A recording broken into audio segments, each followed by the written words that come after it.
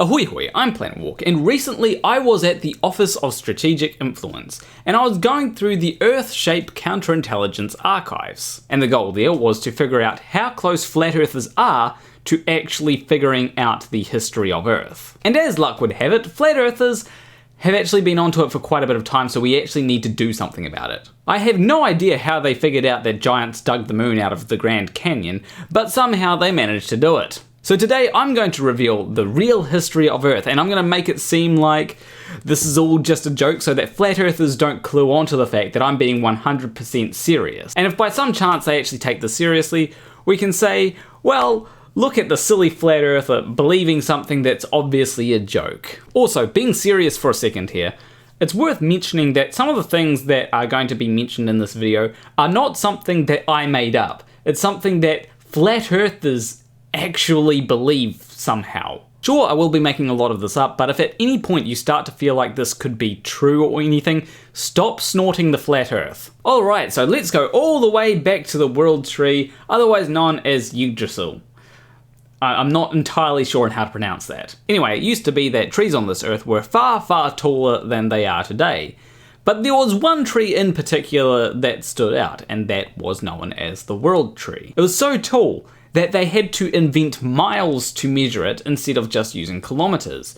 And it even reached up to the dome. Anyway, all life that we know of today came from this tree. Some people think that this tree was even planted by God himself. God planted his seed so that we could be created. Anyway, once life came about, this tree went on to give light to the dome, giving birth to the stars, and even creating the sun. After which the light of Yggdrasil started to fade, and we're not sure why that is. It could be that its only purpose was to create life, or it could be that it was sabotaged. Anyway, after that, multiple civilizations came about. One of the most dominant ones were that of the giants. This is because the giants had access to the giant fruits of the trees, and they could actually defend themselves against the giant beasts of the time. I mean, these beasts were so large that their interstitium balls were as big as humans. So this meant that for a long time, the giants actually protected all the other civilizations. And because this was a time before the internet was invented, these civilizations were super smart and could create technology far beyond anything that we could create today. Now obviously we can't go over all the civilizations, but some of the particular civilizations of note are the giants, the humans, the spirits, and the Nephilim. Now, the spirits were actually quite an interesting bunch because they were very in tune with the planet. If something went wrong with the forces of the planet, they could feel that disturbance. They could also mate with humans, which meant that they were able to produce humans that were in touch with the Earth. Now, the Nephilim were beings that were significantly larger than humans, but not quite as big as the giants. They could still mate with humans in some instances. Now, they had a fascination with the world tree. They thought that the world tree was itself the incarnation of God. Now, because the world tree had faded and left the sun, they thought that the spirit of God had moved from the tree to the sun, and that's why the tree was dying. So obviously they decided to worship the sun and tried to get as many other civilizations to worship the sun as well. Now, one of the civilizations that wasn't too on board with that were the giants. So they decided to dig out the Grand Canyon and put a whole lot of helium in it and put it in the sky to mock the other civilizations. So all the other civilizations turned on the giants. You know, the giants that had been protecting everyone from the giant beasts for many years. As the giants were slowly losing the battle against all the other civilizations, they realized that they were going to die. Once they realized this, they decided that the best way to continue the war on all the other civilizations, even after they were gone, would be to get rid of the barriers that protected the civilizations from the giant beasts. Now, the giants weren't able to destroy all the barriers, but they were able to destroy enough of them that it became a huge problem. A lot of the population had to flee to cities that still had barriers, and a lot of these cities couldn't handle the influx of people. Not only that, the beasts were still around and they were damaging the barriers that remained. But then, someone had an absolutely genius idea.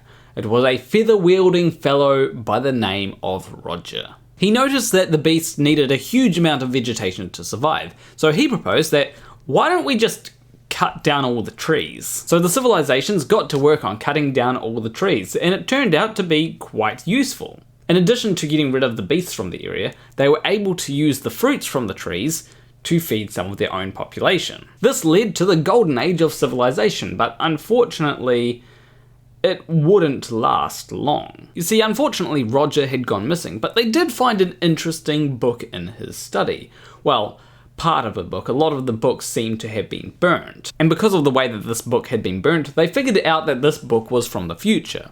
Now, there were markings in the book that suggested that it was either written by or belonged to a person called Dr. Dino. Now, the particularly worrying thing is that this book foretold of a giant flood that would flood the entire Earth. It also predicted that the dominant race after this flood would be humans, which caused a lot of the civilizations to get pretty worried. And this promptly caused an anti-human alliance to form, called Tartaria. The Tartarians took quite a few methods to try and deceive humans, and especially try to convince them that a global flood wasn't going to happen. They didn't want to directly wage war on the humans because when they did that with the giants, things didn't turn out so well. Another thing that they're trying to figure out how to do is figure out how exactly the flood was going to happen so that they could potentially prevent it. And what they found was that the World Tree was holding up some water that was above the dome. The volume of water that the World Tree was holding up, though, would not be enough to flood the world, so there had to be another component. And eventually they found that all the giant beasts that had died were decaying. And they realized that because of this, it wouldn't just be a flood of water, but it would be a very murky flood, a mud flood. Anyway, the Tartarians were trying to work out, okay, how do we prevent this flood? Obviously, preventing some of the decay of these giant beasts would probably be a good start. Unfortunately, they did not know if they had enough time to do that, but some of them still tried anyway. Now, when it came to the humans, they were mostly unaware of what was going on because of the Tartarians' efforts to try and prevent them, mostly because of the Nephilim. However, the spirits were sympathetic to the humans because they realized that, it wasn't really the humans' fault that the world was going to be flooded. I mean, sure, a large part of it was because of the human named Roger, but not all humans are to blame for Roger's actions. So the spirits let the humans know that the world was going to be flooded, and that if they wanted to survive, they would need to figure out a way to do so. Now, the solution that humans came up with was to build arks, but these aren't arks in the traditional sense that you might think of. These arks were built out of stone. These arks also weren't really designed to float, they were more designed to stay in place. That's right, I'm talking about the pyramids. Now, as the eventual flood drew closer, the Tartarians started to realize that the humans knew about the flood that was going to happen. And they figured that war was probably going to be inevitable here, but the humans didn't really want to get annihilated by the Tartarians, so they tried to work out a diplomatic solution. And they found a solution in Roger's office. Turns out that Roger was a huge Game of Thrones fan. Who knew? The solution here was to use the water that was already on the Earth to build a giant ice wall around the main part of the Earth. And that way, when the floodwater came, it would just refill the oceans. Of course, this was a huge undertaking that they were about to do. So the humans let the Tartarians know of this plan, and they said, hey look, we need to work together on this because otherwise we're all going to die. So not wanting to die, the Tartarians, they agreed, but under a few conditions. The conditions being that humans would remain within the ice wall and that Nephilim would have a huge amount of control over human affairs